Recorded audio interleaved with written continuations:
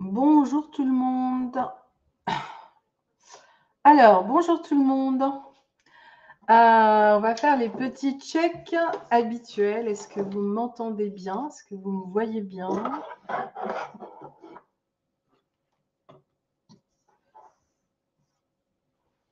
Alors, n'hésitez pas à me dire si c'est OK pour vous, si vous m'entendez, si vous me voyez bien.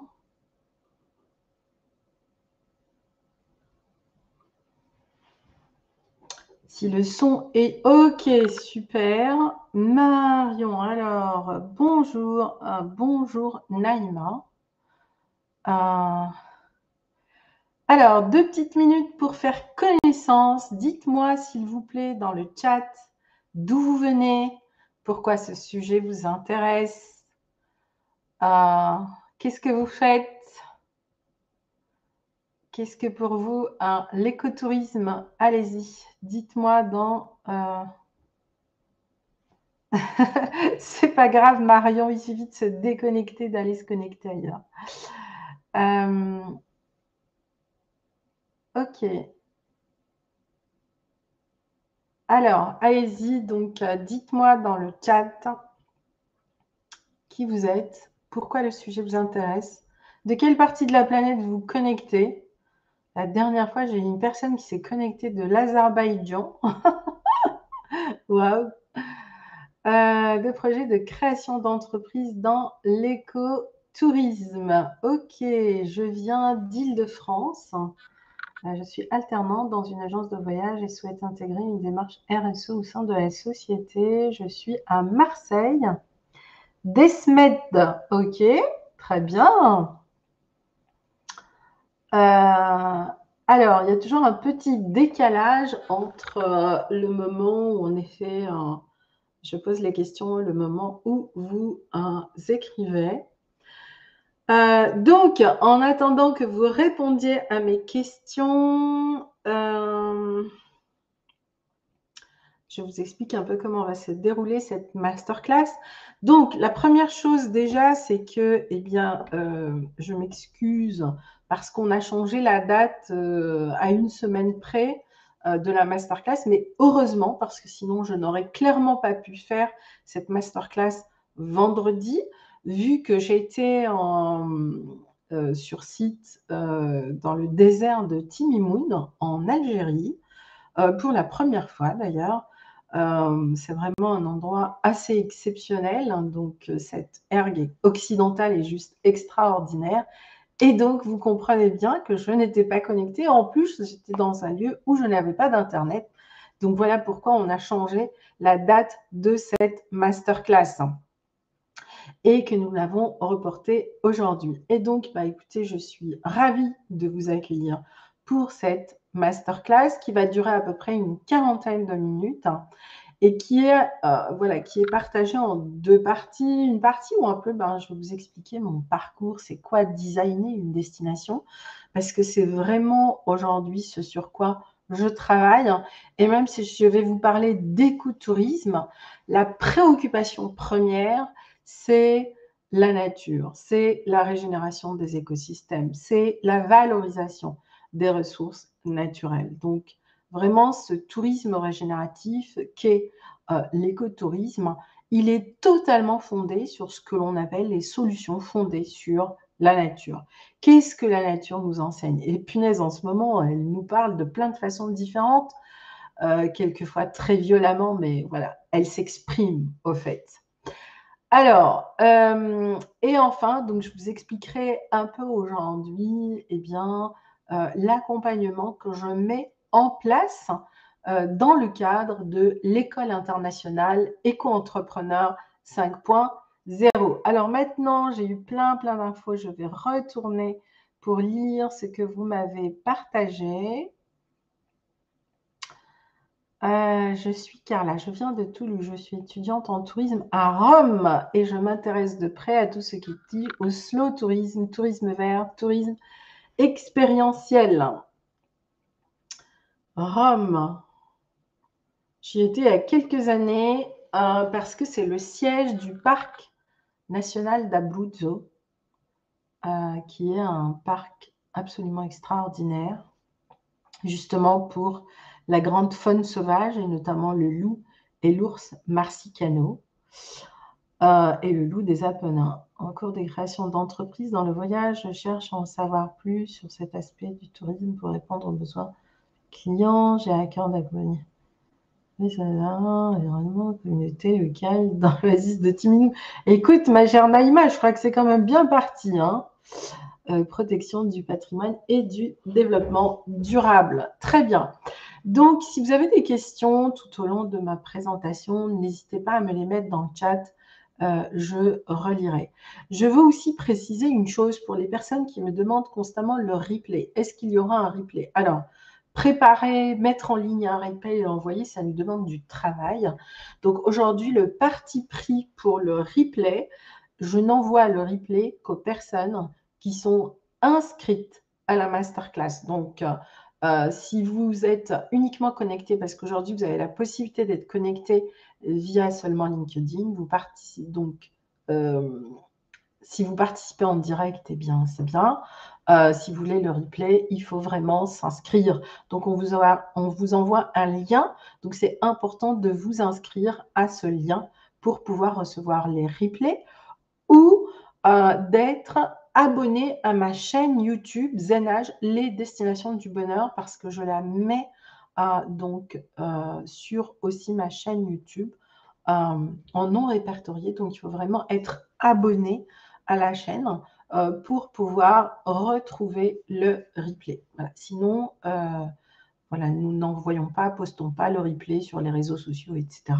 C'est des vraies masterclass. Je vous partage des informations donc, qui sont issues de terrain, qui sont voilà, qui sont partagées dans le cadre de programmes internationaux.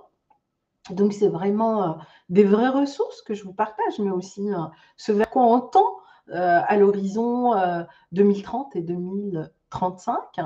Donc voilà, donc vous avez beaucoup de valeur. C'est peut-être gratuit pour vous, mais pas pour moi. Donc, parce que moi, je suis obligée de travailler avec mon équipe pour pouvoir être là aujourd'hui et vous partager ce moment entre deux missions et deux expertises. Alors d'abord, pour les nouvelles personnes qui ne me connaissent pas, qui suis-je pour vous parler d'écotourisme, de gestion des ressources naturelles, de valorisation de ces ressources, etc.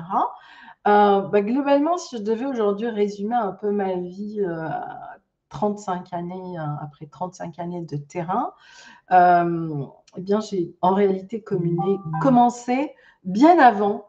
Bien avant, j'ai commencé à l'âge de 9 ans, puisque à l'âge de 9 ans, je savais ce que je voulais faire et le sujet était très clair dans ma tête. Je voulais guérir la terre. Quand on me disait qu'est-ce que je vais faire, Sabrina, c'était ça pour moi. Et c'était une évidence. Et cette évidence, ça a été quelque chose d'assez intransigeant dans ma vie. Ok. Et ensuite, en fait, eh bien, voilà, ce que j'ai eu envie de partager, ben, c'est l'écologie. Je suis docteur en écologie. Moi, j'aime l'aventure, donc les voyages. J'aime aussi la science, donc ce côté expertise très pointu. C'est ce qui a fait que j'ai passé 7 ans au Muséum d'histoire naturelle à Paris. Aussi, cette dimension d'être au service de quelque chose de beaucoup plus grand que nous. C'est une dimension qui n'est pas simple parce que surtout chez nous, dans notre société aujourd'hui, on veut tout savoir à l'avance, on veut tout planifier, on veut tout contrôler, on veut tout maîtriser. Et la nature, elle nous dit tous les jours, bah, essayez toujours, on verra bien si vous y arrivez. Je suis une entrepreneur dans l'âme. Moi, ça fait plus de 30 ans que je suis entrepreneur. Je dis toujours que je ne sais rien faire d'autre. Parce que ma liberté est un point essentiel pour moi. Et je suis aussi donc une femme médecine, c'est-à-dire que je m'intéresse beaucoup à la médecine des plantes. Ce processus, au fait, dans lequel j'ai moi-même évolué, j'en ai fait une démarche, d'accord, qui s'appelle la démarche de progrès, qui est une démarche de transformation et de croissance évolutive. Et donc aujourd'hui, je travaille beaucoup sur le principe de l'écologie évolutive et humaine. Et ce qui m'a amené à créer 2 outils qui sont aujourd'hui implémentés dans des centaines de pays. Le premier, c'est vraiment l'outil de la Charte européenne du tourisme durable avec la DG Environnement et un panel d'une dizaine d'experts. D'accord, nous avons été une dizaine à structurer ça, mais en tout cas, ça a été l'outil qui vraiment a permis après d'aller le tester dans plus d'une cinquantaine d'espaces protégés à travers l'Europe, dont quasiment un peu tous les espaces protégés français. Ensuite, forte de cette expérience qui a quand même duré 15 ans de ma vie, on m'a demandé de créer l'outil équivalent à ça, donc qui est les lignes directrices pour un tourisme durable dans les déserts du monde, un outil qui est à l'attention des décideurs, des voyagistes et des professionnels du tourisme. Et cette aventure aussi, elle a duré 15 ans, mais celle-là, elle m'a complètement transcendée, passionnée. Et c'est pour ça que j'aime les déserts et qu'aujourd'hui, je reviens dans les déserts et les oasis parce qu'il s'y passe quelque chose d'extrêmement intéressant pour nous, dans le sens où beaucoup de ces territoires aujourd'hui, d'une certaine manière, sont bien plus armés au dérèglement climatique, au réchauffement climatique que nous. Et qu'aujourd'hui, dans les oasis dans lesquelles nous avons travaillé il y a plus de 20 ans, il y a encore un équilibre écologique. Voilà pourquoi différents bailleurs de fonds s'intéressent à cela, investissent dans cela. Et donc, c'est ce qui fait que je repars dans toutes ces destinations parce que je pense que nous avons beaucoup de réponses dans ces zones désertiques par rapport à ce qui se passe aujourd'hui à l'échelle de notre planète. Nous sommes clairement beaucoup moins armés dans nos sociétés face à la désertification. Et aujourd'hui, nous subissons cette désertification de plein de façons différentes. Nous subissons ce dérèglement climatique et cette désertification. D'ailleurs, prochainement, je vais organiser un voyage d'études justement pour tout un pool d'acteurs ici chez nous, pour qu'ils aillent voir par exemple le système de gestion de l'eau, le cycle de l'eau, qui est extrêmement intéressant. Surtout quand on sait que dans certains endroits, il n'y a pas plus de 50 ans. Donc, voilà, c'est vraiment des situations qui interpellent et qui, du coup, débloquent certaines croyances que nous avons vis-à-vis de la nature et de la gestion systémique des agroécosystèmes. Dans 2 jours, donc, je serai au Salon international de l'agriculture au Maroc, où je vais justement donner une conférence pour l'Union européenne sur l'agriculture vivante. Et comment aujourd'hui on va revenir à vraiment ces écosystèmes vivants et comment on est en train de travailler sur ce principe, les solutions fondées sur la nature. Ce que je veux aussi vous dire à travers ce slide, c'est que tout ça n'a pas été aussi clair et aussi simple et aussi limpide pour moi que là, pendant maintenant ces 10 dernières années. Je me suis posé beaucoup de questions. J'ai aussi un peu erré dans ces déserts. J'ai eu ma propre traversée du désert qui a été assez longue. Et je me posais toujours 3 questions que je vous pose. Peut-être que vous avez la réponse. Voilà, à travers ces masterclass, j'ai ouvert tout simplement un espace d'échange, un espace de réflexion.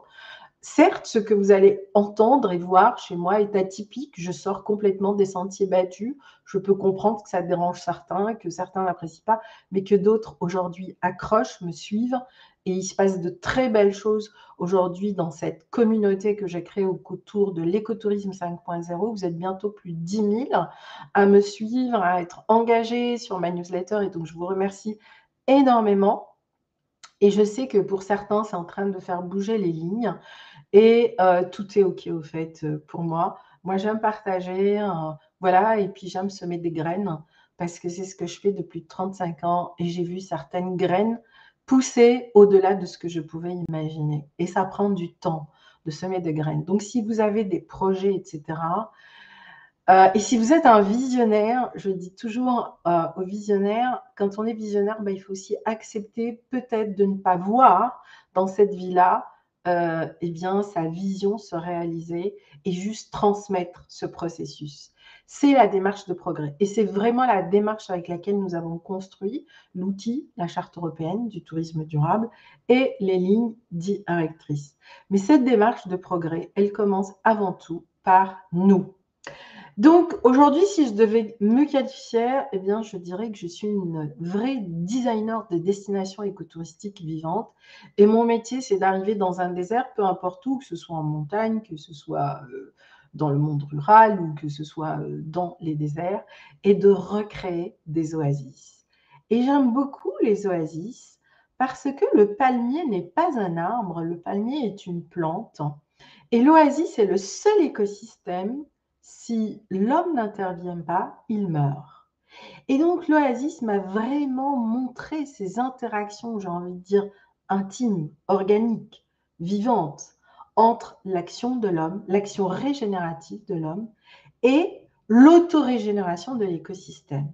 Et là-dessus, on a encore énormément à apprendre. Et c'est pour ça qu'aujourd'hui, je reviens sur ce sujet avec différents bailleurs de fonds parce que c'est des voilà, on est en plein aujourd'hui dans ce sujet et nous avons besoin d'avoir des vraies solutions à l'horizon 2030, à l'horizon 2035, parce que clairement aujourd'hui, certains écosystèmes sont plus que menacés, ils sont en voie de disparition. C'est une réalité. Nous avons détruit 62% de la biodiversité terrestre et 18% de la biodiversité marine. Or, quand on parle de décarbonation, quand on parle de régénération, c'est le rôle de la biodiversité. Et c'est pour ça que, pour moi, je ne considère pas que la décarbonation d'un côté ou la régénération, les deux vont ensemble. Et la façon, j'ai envie de dire, la voie la plus royale de recréer de la décarbonation, c'est de remettre de la biodiversité. C'est son rôle. Voilà, donc après, on peut évidemment se substituer. C'est ce que l'on croit, que l'on peut se substituer justement aux solutions de la nature. Non, on ne peut qu'apprendre, l'aider et l'accompagner dans ce processus.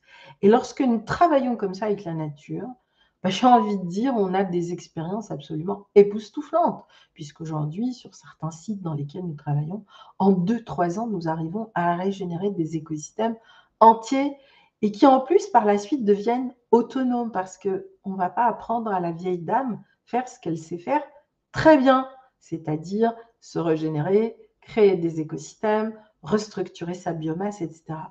Et la première chose que je dis souvent aux personnes avec qui je travaille sur le terrain, parce que je passe plus de 80% de mon temps sur le terrain, voilà pourquoi aussi aujourd'hui j'ai tout un équilibre à trouver entre ce que je veux partager sur Internet, ma présence eh bien, dans ces lieux où quelquefois je suis déconnectée, à la fois c'est agaçant et à la fois c'est pour mon plus grand bonheur, parce que ça me remet aussi vraiment les pieds et les mains dans la terre, ça me remet à une réalité dont nous nous sommes beaucoup éloignés dans nos sociétés. Et donc, et ça me ramène, moi aussi, à retrouver ce lien que j'ai toujours eu avec la nature depuis l'âge de 9 ans et à rentrer dans ce processus de co-construction.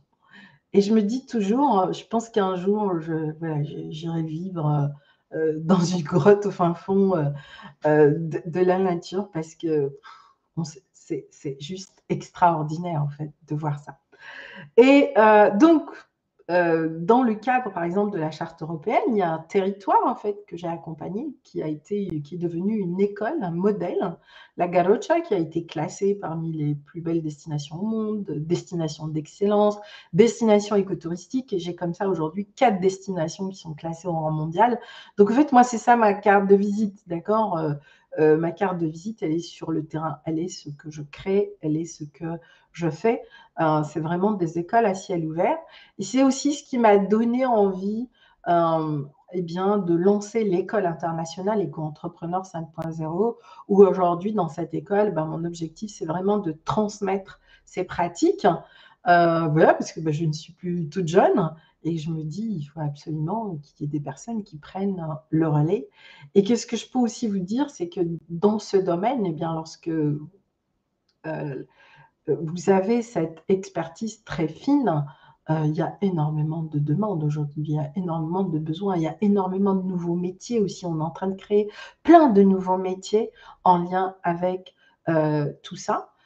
Donc, dans l'ensemble, je suis positive pour l'avenir si nous mettons en place les vraies, les bonnes actions.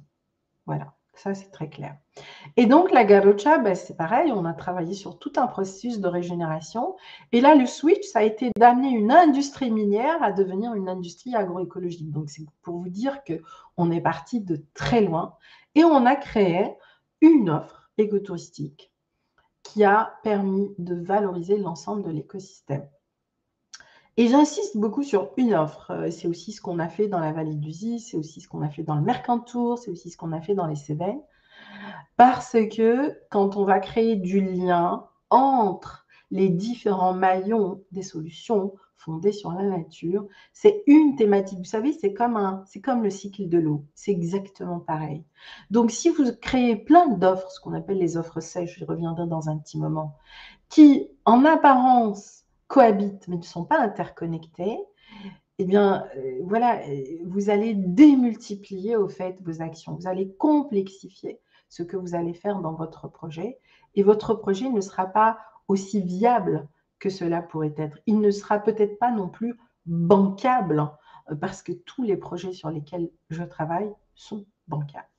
Donc aujourd'hui, voilà, je suis vraiment très engagée auprès des bailleurs de fonds, que ce soit le PNUE, le Plan Bleu, la Banque mondiale, l'Union européenne. Donc ça, c'est vraiment une catégorie de clients avec qui je travaille depuis maintenant plus de 30 ans.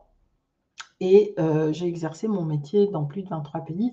Et je continue aujourd'hui parce que plus que jamais, c'est un enjeu de rééquilibrer les écosystèmes et qu'on n'a plus 10 ans à réfléchir à comment on va faire.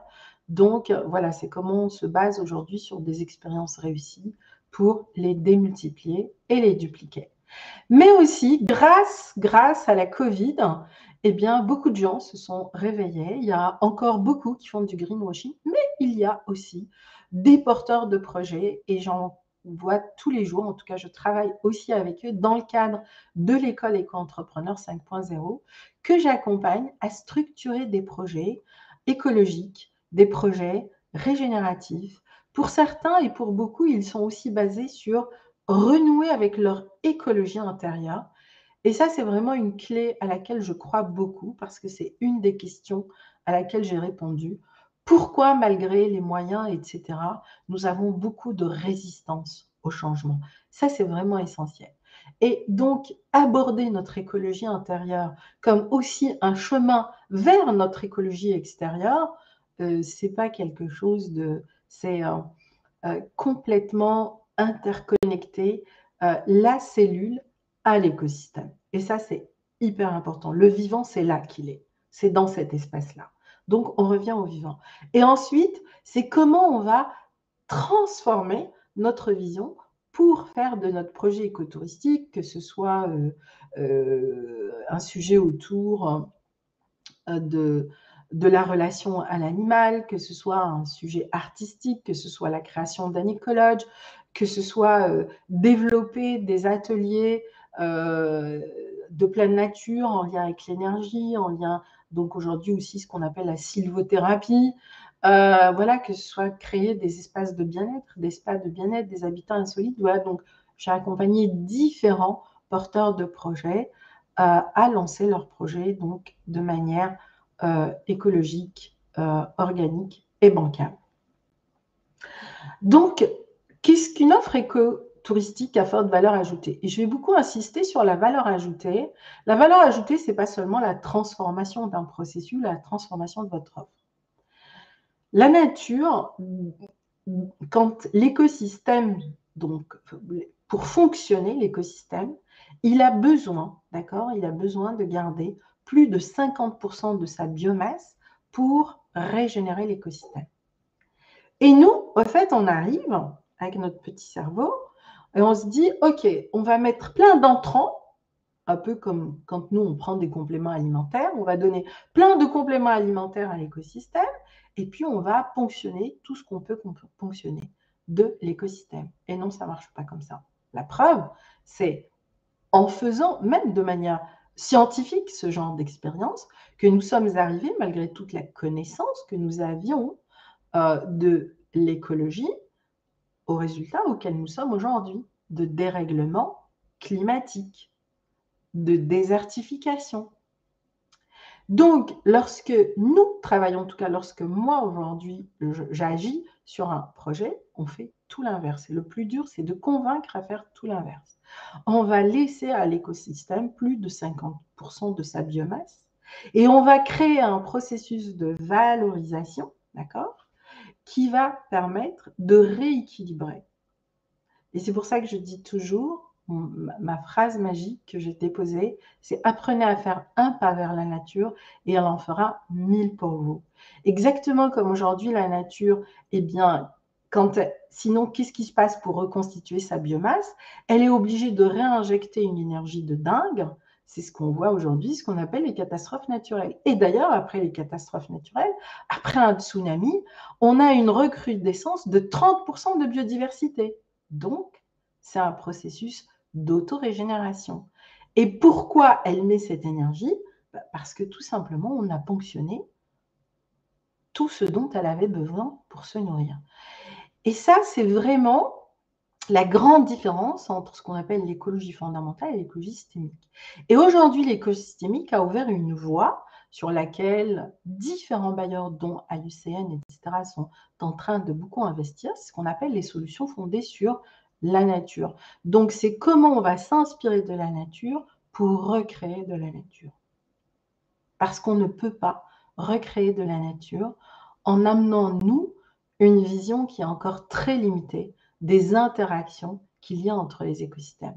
Tous les jours, maintenant, on s'émerveille de comment les écosystèmes racinaires, des écosystèmes forestiers, eh bien, interagissent, la puissance qu'ils ont, par exemple, dans la captation du carbone, comment, eh bien, en permettant à des écosystèmes marins, en protégeant nos écosystèmes marins, eh bien, des espèces comme, je ne sais pas si vous imaginez, une baleine, dans une vie, une baleine, une seule baleine, est capable de capter en carbone l'équivalent, d'accord, de la forêt amazonienne.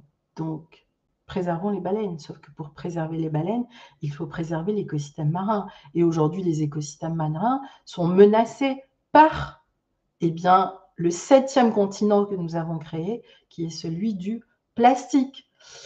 Alors, évidemment, on peut le voir comme ça, mais en même temps, aujourd'hui, eh bien, dans le cadre de l'économie bleue, c'est travailler, par exemple, sur comment valoriser tous les déchets plastiques et en faire nos nouvelles industries. Je crois qu'aujourd'hui, on a énormément d'industries de transformation à créer pour, eh bien, recycler tous nos déchets.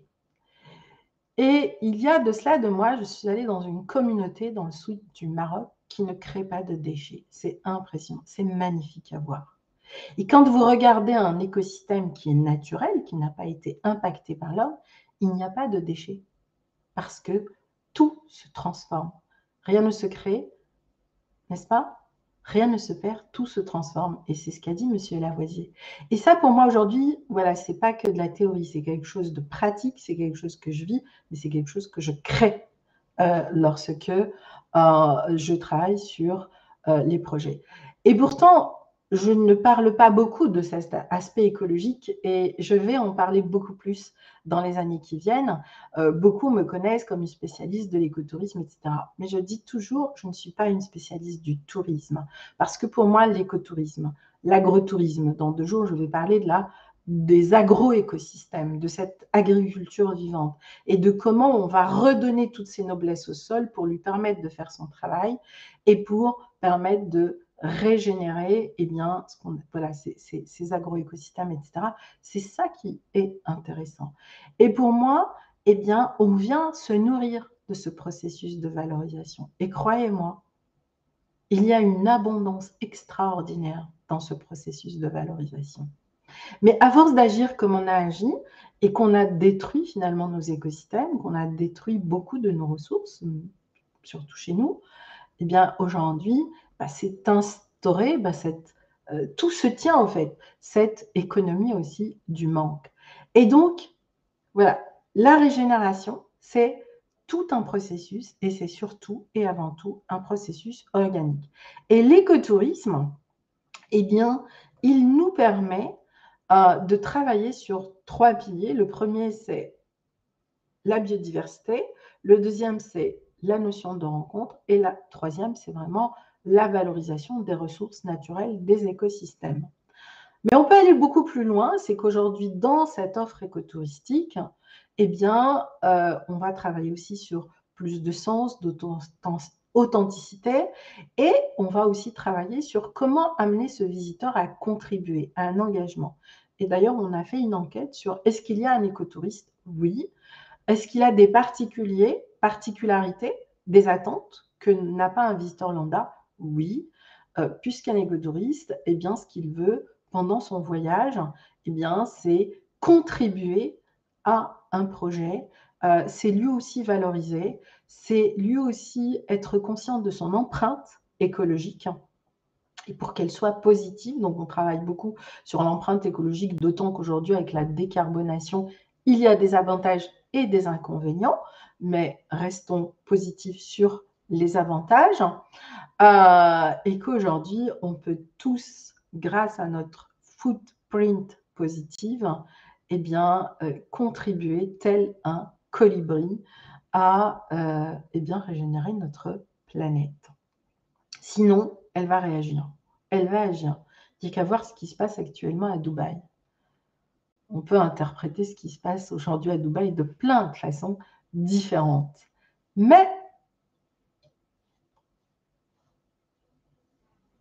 c'est quand même intéressant de voir que, eh bien, quand on fait tout ce qu'il ne faut pas faire et ce qu'on pense être tout ce qu'il faut faire, eh bien, à un moment, la nature, elle reprend ses droits. L'écosystème reprend ses droits. Parce que le seul objectif de l'écosystème, c'est de rééquilibrer la biomasse qui sort avec la biomasse qui rentre ou inversement. Et donc, quand on creuse les déséquilibres, vous pouvez être sûr qu'à un moment, eh bien, il va rééquilibrer tout ça. Et c'est très violent. En tout cas, pour nous, c'est très violent. Maintenant, je vous demande d'imaginer la même chose dans le bon sens. Eh bien, la nature, elle peut faire le même travail dans un délai et dans des dimensions que l'on ne peut même pas imaginer. Et ça peut aller très vite. D'ailleurs, elle nous l'a montré en 2020. On l'a laissé tranquille pendant une année. Beaucoup d'écosystèmes se sont totalement auto-régénérés et sans notre intervention. Mais cette leçon-là, on ne l'a pas vraiment, voilà, on ne nous a pas beaucoup interpellés. Pourtant, c'est une vraie leçon. Donc, cet écotouriste, il veut quatre choses. Il veut contribuer, il veut investir en lui, il veut s'engager aujourd'hui, et alors plus que jamais aujourd'hui, et il veut aussi faire du développement personnel. Je dis toujours, l'écotouriste est quelqu'un qui rêve d'une vie qu'il n'a pas encore le temps de ses vacances. Et donc, pendant ses vacances, eh ben, il aspire à la vivre pleinement. Je vais vous parler des oasis, puisqu'en plus, là, j'y retourne. C'est quoi une offre écotouristique ciblée? Déjà, une offre écotouristique, et je dis bien une, ça peut couvrir le projet de toute une destination. Donc, que vous soyez un gestionnaire de destination ou que vous soyez un porteur de projet, votre projet peut devenir une destination à part entière. Et croyez-moi, vous le vendrez beaucoup mieux dans ce sens-là. Et votre projet peut aussi impacter positivement, c'est-à-dire porter une image globale à l'échelle de votre destination. C'est plus compliqué parce que là, vous êtes obligé de travailler avec différents partenaires. Et la bonne gouvernance est loin d'être un exercice simple, n'est-ce pas? Mais c'est tout à fait possible. Et donc, moi, j'aime beaucoup raconter l'histoire des oasis de la vallée du Ziz, donc deuxième destination classée au palmarès des 90 plus belles destinations au monde. Mais quand nous avons démarré, ça ressemblait plus ou moins à ça. Et donc, la première chose que l'on a fait, c'est de reconnecter le vivant entre eux. D'accord? Donc ça a été, je vais vous la faire courte.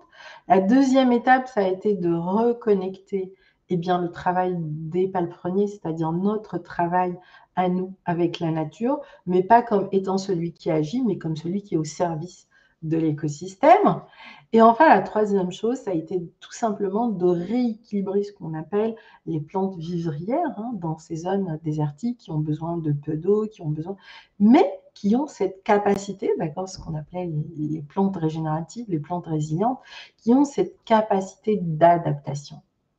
Et ça aussi, c'est un peu ce qui nous interpelle aujourd'hui. Aujourd'hui, il va falloir que l'on fasse preuve de beaucoup d'adaptations pour traverser tout ce qui nous attend dans les années qui viennent. Et finalement, donc en 2 années, on a obtenu de véritables écosystèmes oasiens.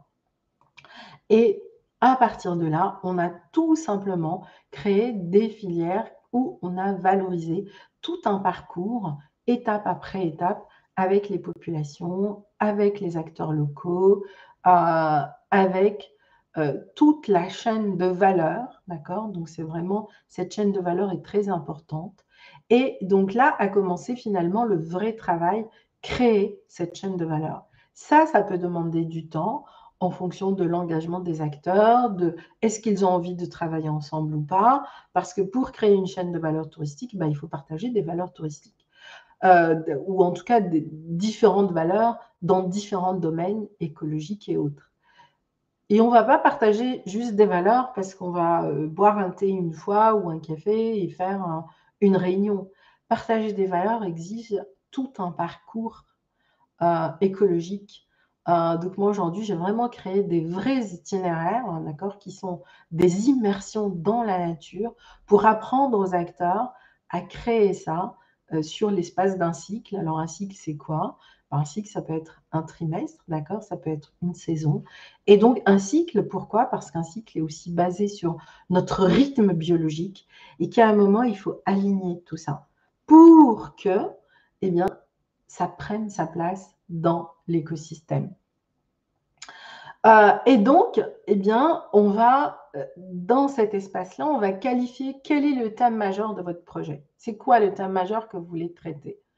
Le slow tourisme, très bien. Mais dans le slow tourisme, quel est le thème que vous voulez traiter? Est-ce que vous voulez traiter le bien-être? Est-ce que vous voulez traiter la découverte, la randonnée? Est-ce que vous voulez traiter l'alimentation? Voilà. Et ne faites pas tout en même temps. Commencez par un thème et structurez autour de ce thème. C'est aussi une question de positionnement, de branding, de signature. Et c'est extrêmement important parce que sinon, vous allez vous retrouver à faire se lever tout le monde. Et aujourd'hui, quand je regarde autour de moi, tout le monde fait la même chose, au fait. Et on ne va pas chercher sa singularité, sa particularité. Or, chaque site est unique. On ne peut pas avoir les mêmes offres, c'est pas possible. Si on travaille vraiment avec cette vision-là de la nature et avec l'écosystème et avec les solutions fondées sur la nature, chaque expérience va nous amener à créer une offre thématique unique. Parce que chaque brin d'écosystème est unique. Mais chaque être humain aussi est unique. Donc, chacun de nous a une histoire. Et moi, je fais beaucoup travailler donc les personnes avec qui je travaille sur leur storytelling, parce que dans chaque histoire, il y a un héros ou une héroïne, et il y a surtout une expérience à forte valeur ajoutée à valoriser. Donc, cette chaîne de valeur, c'est un cycle de projets qui commence par quelle est la vision que vous avez de vous, de votre projet, et puis bien sûr de votre entreprise, par exemple. Vous pouvez faire l'exercice et commencer à y travailler et prendre le temps et de l'écrire, voir la dessiner, voir la structurer en mind map. Et de voir cette vision, où est-ce qu'elle vous emmène dans 5 ans, dans 10 ans, et comment est-ce qu'elle répond aux problématiques actuelles. Ensuite, dans cette vision, c'est de créer votre offre unique, ce qu'on appelle votre USP. Ensuite, cette USP, c'est de voir à quelle niche de marché dédiée elle vous permet de vous connecter. Et ça, c'est hyper important. Si vous restez connecté à un marché, les marchés pendant les phases de transition sont extrêmement instables. En revanche, les niches peuvent devenir très stables, au fait. Et la viabilité de votre projet, de votre offre, elle est dans votre niche. Mais pour atteindre cette niche, il faut avoir une offre totalement paramétrée, j'ai envie de dire, qui parle le langage des personnes à qui vous voulez vous adresser. Et puis, travailler aussi sur une niche, c'est, j'ai envie de dire, travailler moins, vivre mieux aussi. C'est ça qui est intéressant dans ce processus-là. Vous êtes aussi dans cet équilibre alchimique par rapport à ce que vous avez envie d'amener au monde, mais ce que le monde est aussi prêt à vous offrir. Ça va aussi vous permettre dans la durée, eh bien, à vous, grâce à votre offre, à créer une attractivité et non pas être dans la compétitivité. Chez nous, on parle beaucoup de compétitivité. Et moi, je dis toujours, le jour où on sortira de la compétitivité, eh bien, notre planète s'en portera beaucoup mieux. Et surtout, surtout, ça va vous permettre de fidéliser votre clientèle. Et ça, c'est hyper intéressant quand on est une entreprise et un entrepreneur, parce que pour une entreprise, pour un projet, le plus dur, ce qui coûte le plus cher, ce qui crée le stress des entrepreneurs, c'est acquérir de nouveaux prospects et de nouveaux clients. Donc, quelle est la différence entre le tourisme de nature, même s'il est éco-responsable, hein, d'accord, donc, et l'écotourisme? Elle est juste énorme. On peut avoir une offre éco-responsable, mais qui reste généraliste. Et donc, on va avoir tout simplement affaire à un client qui aime la nature. Nous aimons tous la nature. Je ne connais pas des gens qui n'aiment pas la nature, même ceux qui ont peur de la nature, parce qu'il y en a beaucoup qui aiment la nature, mais qui n'en ont pas. Qui vont faire attention à ce que leur geste soit éco-responsable, mais ils vont le faire l'espace d'un séjour. Et ça s'arrête pour beaucoup à 80% pour le packaging. Et enfin, ça reste un consommateur de destinations multiples. Donc voilà, c'est quelqu'un qui va scroller les destinations comme il scrolle sur les réseaux sociaux. Donc c'est difficile de construire quelque chose de viable avec des gens qui scrollent tout le temps. Pourquoi? Parce que eh bien, les offres préparées sont des offres sèches. L'écotourisme, déjà, c'est un client qui est, comme on dit en anglais, aware, qui est conscient et qui va rechercher une expérience qui l'engage aussi personnellement avec le vivant. D'accord? C'est un vrai connaisseur. Donc, le niveau d'engagement est beaucoup plus haut. Il est éco-responsable, mais il veut aller beaucoup plus loin, il veut contribuer et ce n'est pas juste en donnant de l'argent, c'est lui aussi en se mettant en action. Et là, j'aimerais insister sur une chose, contribuer, ça peut être au-delà du séjour, c'est-à-dire que cette personne va peut-être contribuer par la suite en changeant des choses dans sa propre vie quand elle va rentrer chez elle. Et là, on rentre dans la durabilité, dans la viabilité. Et enfin, c'est comment il va aussi jouer un rôle grâce à cette expérience unique par la suite dans le projet ou en dehors. Et pour ça, c'est important d'avoir cette offre unique, cette offre signature qui est aussi une offre évolutive, qui est basée sur ce processus d'évolution. Alors, à quoi globalement elle ressemble cette offre? Déjà, elle va partir de l'expérience, mais pas de l'expérience du site, de votre expérience. C'est ça aussi qui est intéressant. Aujourd'hui, on parle beaucoup du tourisme expérientiel, mais on se base sur une expérience, l'expérience du site. Oui, mais ce site, il y a des acteurs qui le portent, il y a des professionnels. Chacun de vous a un projet. Eh bien, la première expérience que vous allez transmettre, c'est la vôtre. Et comment vous allez la mettre en lumière? Et je peux vous dire que ce n'est pas facile parce qu'on ne la voit pas toujours, notre expérience. Parce que souvent, notre expérience la plus puissante, c'est quelquefois ce qui a été notre plus grand challenge dans la vie ou notre plus grande souffrance. Et on n'a pas envie nécessairement à se connecter. Mais au fait, dans cet espace, il y a de l'or et on l'ignore. Et donc, c'est d'aller dans cet espace-là et d'aller chercher cette expérience qui a fait que vous avez transcendé, que vous avez traversé quelque chose, que vous avez une pépite là à amener au monde. Pour l'avoir vécu et pour avoir traversé ça, c'est pas simple, en fait. On a besoin de se faire accompagner. Moi, j'accompagne des centaines, des milliers de personnes, mais je me fais constamment accompagner parce que j'ai besoin aussi de prendre du recul, de me remettre en question, etc., de me repositionner régulièrement et d'avoir constamment un regard, un autre regard, aussi un regard qui bouge, qui est en mouvement. Et ça, c'est à l'inverse de notre société où tous les jours, ce qu'on recherche, c'est retrouver de la sécurité, de la sédentarité, etc. C'est pour ça aussi que j'aime la vie avec les peuples nomades, parce qu'elle nous oblige à être constamment en mouvement. Et l'écosystème, c'est quelque chose qui est constamment en mouvement. Intellectuellement, tout ça, on le sait. Mais après, il faut le faire descendre dans le corps. Et c'est là où c'est plus compliqué. À partir de cette expérience, c'est quel est le message que vous allez transmettre. Et ce message, ce n'est pas juste un message en lien avec l'éco-responsabilité, c'est aussi le message de quel est le sens que vous donnez à votre vie, que vous avez envie de partager avec les autres.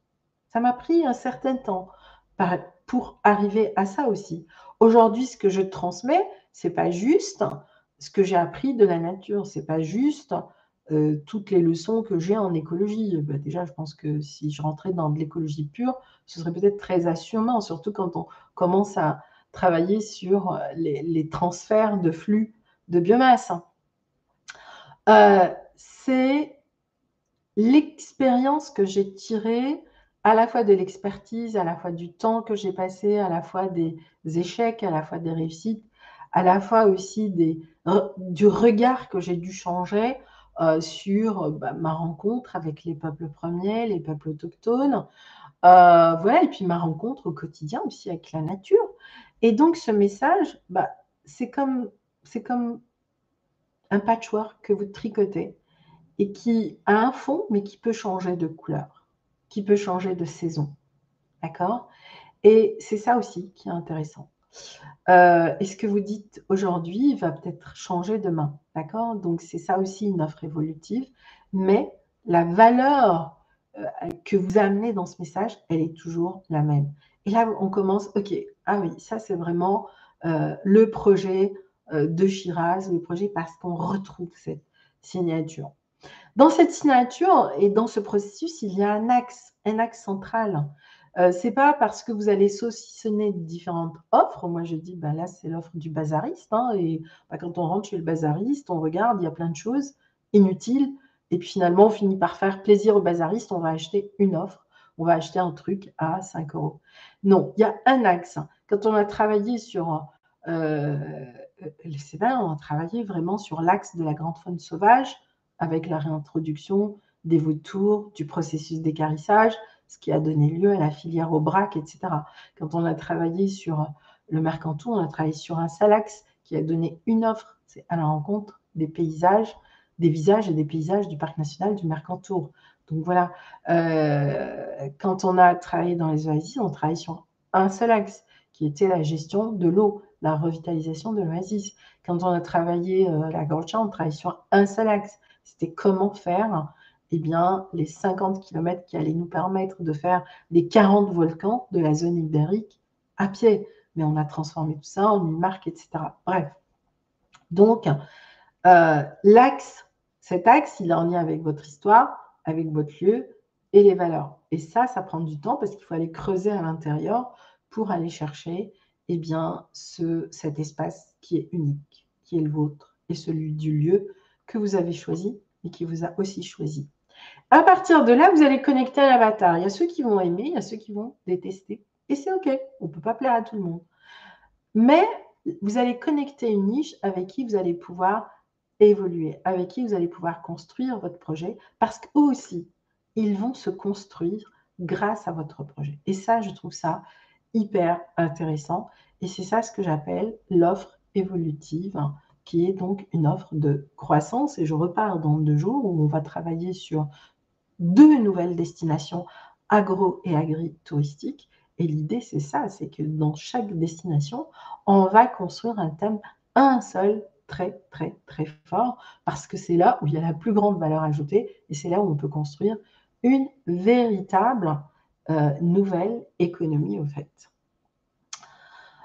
Voilà ce que je voulais vous dire brièvement sur c'est quoi cette offre écotouristique, régénérative, évolutive, à forte valeur ajoutée.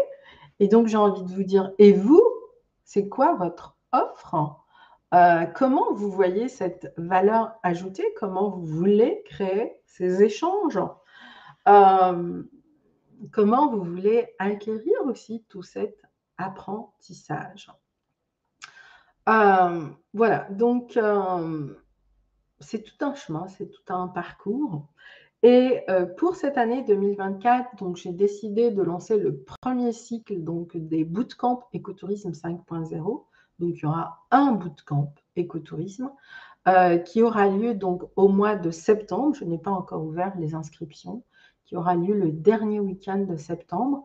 Mais voilà, les personnes qui sont inscrites à ma newsletter, eh bien, vous aurez d'ici juillet, fin juin, tous les éléments concernant ce premier bootcamp, d'accord? Sachant que quand j'ouvre un espace de bootcamp, en 4 jours, il est plein. Et aussi parce que je ne prends pas 20 ou 30 personnes. Un bootcamp, c'est entre 8 et grand maximum 10 personnes. Parce qu'il y a à la fois un travail avec le groupe, l'intelligence collective, et à la fois, donc, il y a un vrai travail avec chacun individuellement. Donc, voilà, donc, je ne peux pas travailler avec 1000 personnes. Et puis, ce n'est pas aussi ce qui m'intéresse. Moi, ce qui m'intéresse, c'est vraiment ce parcours de proximité. Et puis aussi parce que tout se passe en immersion dans la nature. Donc, moi, je vis dans le parc national de Port-Cros et donc je vous invite en général à venir découvrir ce magnifique territoire qui est aussi une destination éco-touristique. Donc, si vous voulez me partager au-delà de l'espace de cette masterclass des éléments sur votre projet, donc je réponds toujours. Vous pouvez me contacter sur mon espace LinkedIn, il est totalement dédié à ça. Et moi ou un membre de mon équipe, régulièrement, on y va voilà, pour voir quels sont les messages et donc on vous répond. Mais le mieux, c'est vraiment de vous inscrire et de faire partie de ma mailing list et de recevoir les éléments qui vous ont dédiés. D'autant qu'aussi, tous les 2 mois maintenant, j'ai choisi donc de partager tout un cycle de formations qui sont offertes, qui sont gratuites, où là, je rentre beaucoup plus dans les détails de ce qu'on fait, comment on travaille sur le terrain, qu'est-ce qui est en train de se préparer à l'horizon 2030, 2035, voilà, dans le domaine de l'écologie, dans le domaine de l'agritourisme, de l'agrotourisme, dans le domaine du tourisme régénératif, dans la gestion des ressources naturelles, sur les principes des solutions fondées sur la nature, etc. Donc, tous les 2 mois. Et donc, le prochain cycle aura lieu du 10 au 16 juin. Pareil, eh bien, si vous êtes inscrit à la newsletter, vous recevrez tous les éléments pour participer à ce cycle-là. Et ça, c'est vraiment des cycles maintenant qui vont être ouverts dans le cadre de l'école internationale Éco-entrepreneur 5.0. Je vous en parlerai davantage donc dans le mois qui vient. Voilà, parce que peut-être que vous aussi, vous pouvez y participer, contribuer, vous en inspirer, bref. Et surtout créer des projets écotouristiques. D'abord des vrais projets écotouristiques, pas seulement de tourisme éco-responsable. Et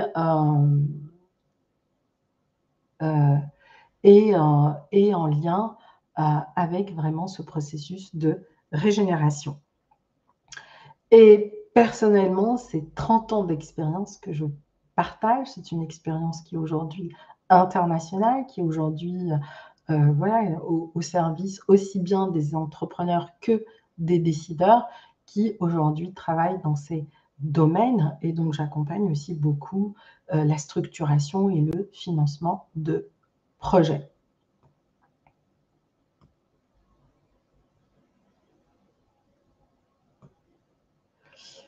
Alors, est-ce qu'il y a des questions? Ah, les oasis. Alors, les oasis. Ah, ben là, il y en a plusieurs. Hein. Donc, c'est toutes les oasis de la vallée d'Uzi, c'est toutes les oasis où je suis allée dans différents autres pays, que ce soit en Égypte, que ce soit. Voilà, mais c'est particulièrement en ce moment toutes les oasis, donc marocaines.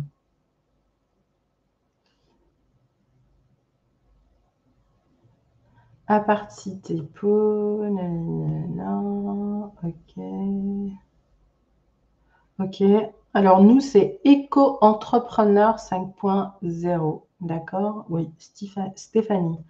Et voilà. Et moi, je suis une vraie spécialiste de l'écotourisme.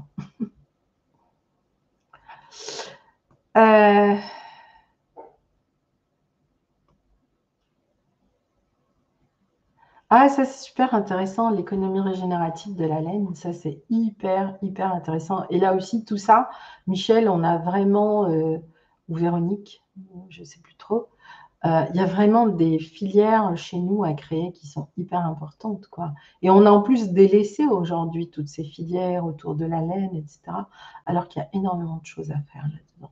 Super. Eh bien, c'est parfait.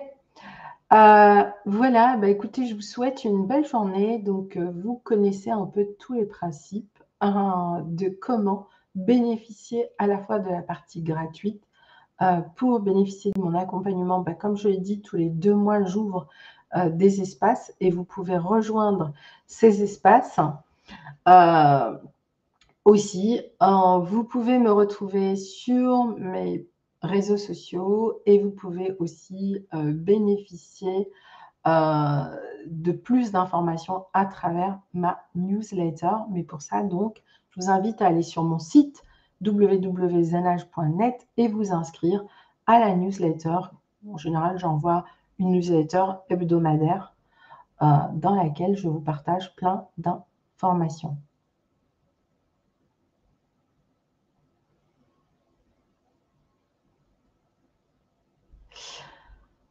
OK, eh bien, je vous souhaite une très, très belle journée.